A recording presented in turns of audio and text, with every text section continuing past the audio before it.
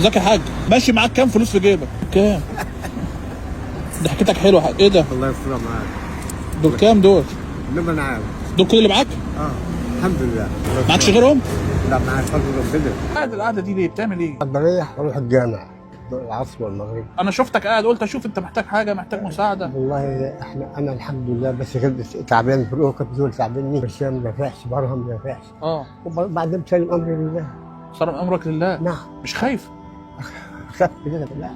يعني انت ماشي ب 6 جنيه، لو حصل لك ظرف، لو حصل لك حاجه، لو جعت هتاكل ايه؟ تخش الجامع بتلاقي خيرات كتير، بيديك وجبه اللي بتدفعك، يعني بتفرق من عند ربنا. ايه اكتر حاجه شايل همها؟ ولا حاجه.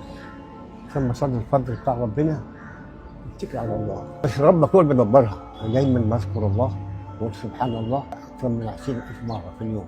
ثم انا قاعد اقول سبحان الله سبحان الله سبحان الله الحمد لله، وربك بيوسعها من جميع الابواب بكلمه لا اله الا الله محمد رسول الله. طب انت ما عندكش معاش، ما عندكش انت ماشي ب 6 جنيه، بتجيب فلوس منين؟ بتصرف منين؟ يعني بيقول لي خد خلي معاك ال 20 جنيه، خد معاك ال 10، يعني ايه بتتدبر يعني الحمد لله. ايه اللي ناقصك؟ ولا حاجه. مش حاجه ناقصاك؟ لا. انت راضي بعيشتك كده؟ الله اكبر، لا راضي الحمد لله.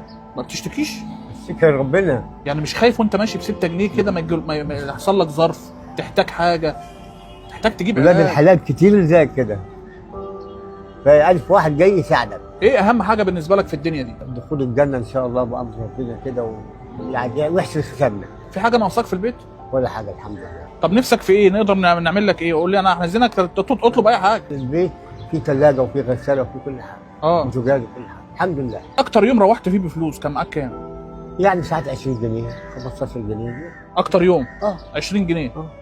بتبقى مبسوط بيهم؟ يا سلام قوي قوي بجد والله. الحمد لله والله. بتعمل بيهم ايه؟ احكي لي كده. يعني هعمل بيهم يعني هقول باكل شاي حبه سكر.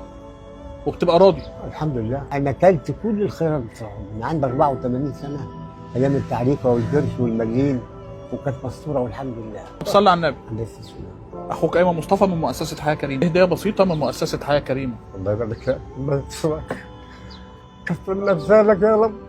الحمد لله الفرحه. طب انت لسه مش عارف هي فيها ايه الظرف ده؟ انت فرحان بحاجه لسه مش عارف ايه اللي جواها.